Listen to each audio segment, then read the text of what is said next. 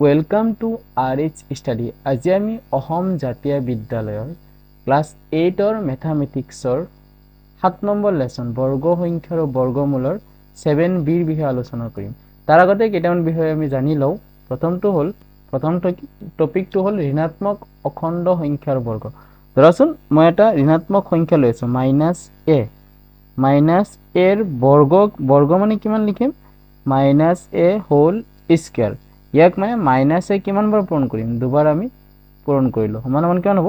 -a plus হৈ যায়, a আৰু a পূৰণ কৰিলে a স্কয়াৰ। ইয়াৰ পৰা আমি শিকিলো যে কোনো এটা ঋণাত্মক সংখ্যাৰ সূচক মানে ঘাত, যেটা আমি পঢ়ো, সূচক যদি যুগ্ম সংখ্যা হয় তেতিয়াহ'লে মাইনাসটো কি হয়? উঠি যায়। তে স্কয়াৰ হলে লগে লগে কি হ'ব? মাইনাসটো উঠি যাব। 2 নম্বৰটো হ'ল পৰিমেয় সংখ্যাৰ বৰ্গ। ন পৰিমেয় সংখ্যা, তুমি এটা পৰিমেয় সংখ্যা ধৰিলো, আমি ধৰিলো a/b। a/b ৰ বৰ্গ যেতিয়া কৰিম তেতিয়াহ'লে আমি কিমান লিখিম? a/b whole square. ইয়াক আমি কি কৰিম? এই স্কয়াৰটো a ৰ ওপৰতো আছে ন, তেতিয়াহ'লে a স্কয়াৰ বাই b ৰ ওপৰতো আছে, তেতিয়া b স্কয়াৰ। ফৰ এক্সাম্পল আমি এটা এক্সাম্পল দি বুজাই লওঁ। এক্সাম্পল ধৰাচোন মই লিখিলো -4/7। -4/7 ৰ বৰ্গ সমান কিমান হ'ব? -4/7 হোল স্কয়াৰ। তেতিয়াহ'লে বৰ্গ স্কয়াৰটো কাৰ কাৰ ওপৰত আছে? -4 ৰ ওপৰতো আছে, 7 ৰ ওপৰতো আছে। এতিয়া -4 ৰ ওপৰত স্কয়াৰ হোৱাৰ লগে লগে 4 4 গুণ 16 হৈছে ন, মাইনাসটো উঠি গৈছে, 7 ৰ ওপৰত স্কয়াৰ হলে 49। আৰু বুজি পাইছে? এতিয়া আমি যাওঁ অনুশীলনীত।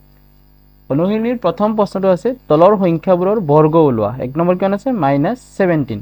তে -17 সলিউশন কৰি আছো।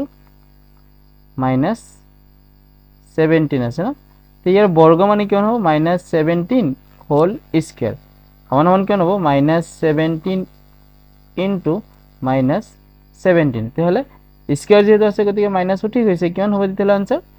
17 ইনটু 17 মানে 289। 2 নম্বৰ প্ৰশ্নটো কিমান দিছে? -28। ডাইৰেক্ট কৰি আছো, বৰ্গ কৰিলে -28 হোল স্কয়াৰ। এতিয়া আমি -28ক আমি এনেকৈ লিখিব পাৰো, -28 হোল ইনটু -28। আনসাৰ মাইনাসে প্লাস হৈ আছে, আনসাৰ কিমান হৈ আছে? 28 ইনটু 28 784 ন, 784।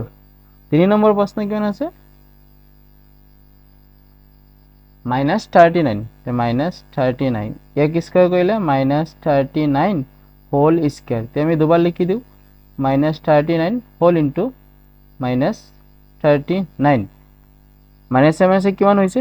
প্লাস হৈ আছে, আৰু 39 ইনটু 39 কিমান হ'ব? 1521। আৰু বুজি পাইছা? 4 নম্বৰ কিমান প্ৰশ্ন আছে? 4 নম্বৰ আছে -48। তে ইয়াক বৰ্গ কৰিলে -48 কিমান হৈছে? Whole square. তে ইয়াক দুবাৰ লিখি দিওঁ, -48 হোল ইনটু -48। মাইনাসে প্লাস, 48 ইনটু 48 কিমান হৈ আছে? 48 ইনটু 48 8 8 গুণ 64 থাকিব 6, 8 4 গুণ 32 আৰু 6 38 হৈ আছে। পিছত কি কয়? 4 ৰে কৰিম ন, 8 4 গুণ 32 ৰ 2 থাকিব 3, 4 4 গুণ 16 আৰু 3 19। যোগ কৰা 4, 8 আৰু 2 10 0 থাকিব 1, 9 আৰু 3 12 একে 13 3 থাকিব 1, 1 আৰু 1 2। কিমান হৈছে? 2304। 5 নম্বৰ প্ৰশ্নটো কিমান হৈছে? -55। তে -55 মানে হোল স্কয়াৰ কৰিলে -55 হোল স্কয়াৰ। মানে ইয়াক আমি দুবাৰ লিখি দিওঁ, -55 হোল ইনটু -55 পূৰণ কৰিলে কিমান হ'ব? মাইনাসে প্লাস হৈ আছে, এতিয়া 55 ইনটু 55 পূৰণ কৰি দিওঁ। 5 5 গুণ 25 আৰু 5 থাকিব 2, 5 5 গুণ 25 দিয়ে 27। সেম কৰি দিয়ে, 5 দিয়ে পূৰণ কৰিলে 25 5 হাতে আছে 2, 5 5 গুণ 25 দিয়ে 27। যোগ কৰা 5 7 5 12 2 হাতে আছে 1, 9 আৰু 1 10 0 হাতে আছে 1, 2 আৰু 1 3। কেন হ'ব আনসাৰ? 3025।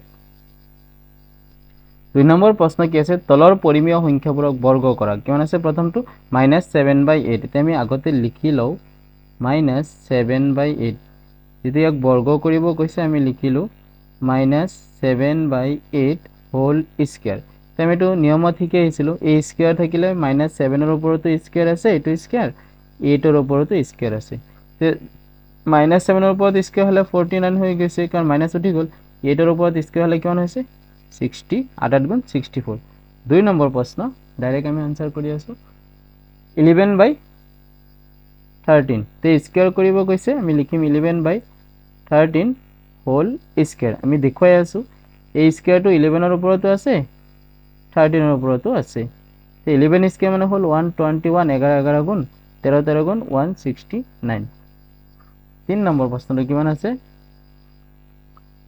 -16/7 -16/7 ইকুৱেল বৰ্গ কৰো -16/7 হোল স্কয়াৰ ইয়াক কিমান হ'ব -16 হোল স্কয়াৰ ডিভাইডেড বাই 7 স্কয়াৰ -16 মাইনাসটো প্লাস হৈ গল 16 * 60 মানে কিমান হল 256 তলত 7 স্কয়াৰ মানে হল 49 4 নম্বৰ কিমান আছে 25/19 25/19 স্কয়াৰ কৰিলে হৈ আছে 25/19 হোল স্কয়াৰ এই স্কয়াৰটো এবাৰ 25 হোল স্কয়াৰ ডিভাইডেড বাই 19 হোল স্কয়াৰ তে 25 ৰ ওপৰত স্কয়াৰ হৈ আছে 625 আৰু 19 ৰ ওপৰত স্কয়াৰ হৈ আছে 361